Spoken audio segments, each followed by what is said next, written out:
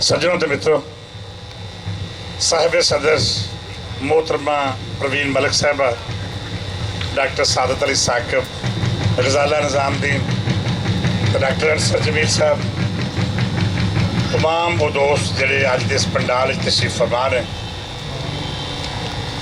ਪੰਜਾਬੀ ਦੀ ਗੱਲ ਹੋ ਰਹੀ ਸੀ। ਸਭ ਤੋਂ ਪਹਿਲਾਂ ਤਾਂ ਮੁਬਾਰਕਬਾਦ ਦੇ ਮੁਸਤਕ ਨੇ ਹਸਨੈਨ ਭੱਟੀ ਸਾਹਿਬ ਔਰ ਕੂਕ ਦੀ ਉਹ ਸਾਰੀ ਟੀਮ ਜਿਨ੍ਹਾਂ ਇਹ ਖੂਬਸੂਰਤ ਮੇਲਾ ਸਜਾਇਆ।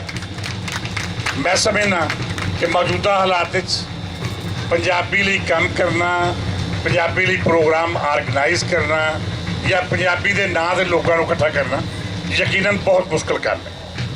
हसनैन भट्टी तो उन्होंने टीम ने बहुत खूबसूरत और बड़े भरवें तरीके नाल काम करके वाया है और इत्थे लोगों की मौजूदगी इस गल का सबूत है कि हसनैन भट्टी ने लोगों को ये पावर कराने की कोशिश की है कि पंजाबी साड़ी मां बोली जी और ये सानू उठना पैगा।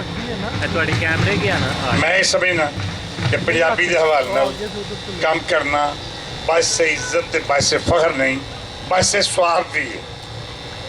मेरी मुराद ये कि पंजाबी जबान साढ़े वलियां ते औलिया की जबान है और मैं ये समझना कि साढ़े वड़किया ने, साढ़े बजुर्गों ने, साढ़े सूफी शोरा ने अपनी तमाम तसनीफात अपने तमाम कलाम इस्लाम के बुनियादी असूलों का दस दिता है। उन्हें अपने कलाम राही इस्लाम के असूलों लोगों तक पहुँचाने की कोशिश की। लिहाजा असीं समझते हैं कि अगर पंजाबी जबान जरिए तालीम हो जाए, पंजाबी जबान बच्चों को पढ़ाई जान लग पवे तो बच्चे इस्लाम के ज़्यादा करीब हो जाए, वो अपन कदर तो बेहतर अंदाज न जानू हो जाए। लिहाजा साढ़े इस प्लेटफार्म तो, कोक के प्लेटफार्म तो या पंजाबी तमाम तंजीमों के प्लेटफार्म तो मौजूदा हालात एको ही मंग की जा रही है कि पंजाबी जबान को जरिया तालीम बनाया जाए, पंजाबी जबान को स्कूलों ते कॉलेजों की जबान बनाया जाए। और मैं समझना कि यह मुतालबा इंतहाई नागुज़ीर है।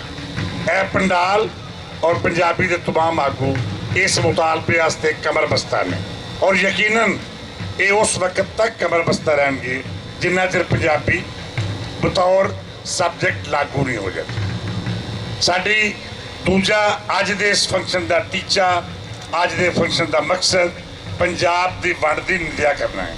मैं समझना कि कूक या कूक की ऑर्गेनाइजेशन ने इस माटो को अज दे इस प्रोग्राम का नस्बो लैन मिथ्या है कि पंजाब की वंड रोकी जाए। असी भी ये समझते हैं कि पंजाब की वंड को किसी भी लसानी तौर पर असी मंजूर नहीं करांगे और मैं ये समझना वा कि पंजाब की वंड ना पंजाब के हक च और ना इस मुल्क के हक च। पंजाब की वंड नाल बहुत सारिया पेचीदगियाँ और बहुत सारिया खामियां पैदा होने का खदशा है।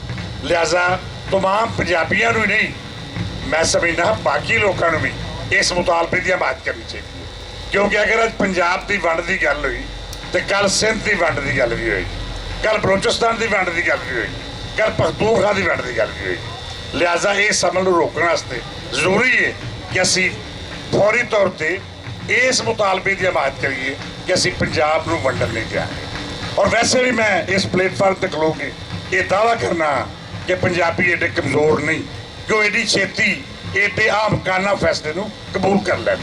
इंशाअल्लाह असी पंजाब की वंड के फैसले को रोकने की पूरी कोशिश करांगे और ये फैसला बहुत मुश्किल बल्कि नामुमकिन है और इंशाअल्लाह तमाम पंजाबी के काम में, तमाम पंजाबी की तंजीमां इस अमल को रोकने वास्ते कमर बस्ता ने। बाकी बहुत सारे दोस्तों ने पंजाबी के हवाले नाल गुफ्तगू की। मैं समझना कि इस पंडाल पंजाबी जबान की गल करना, पंजाबी के किसी भी हक की गल करना यकीनन बहुत ही काबिल फख्र गल है। और मैं एक बार फिर जो कि मेला की जारी सारी है और मैनू भट्टी साहब तो हुक्म है कि मेला खत्म होने तक नहीं, रोटी खान तक तो नहीं जाना। दसो असी तुहाडे नाल मौजूद हाँ, इंशाअल्लाह पंजाबी के कामियां दियां गल्लां सुनांगे और इत्थे मौजूद रहांगे। बहुत शुक्रिया।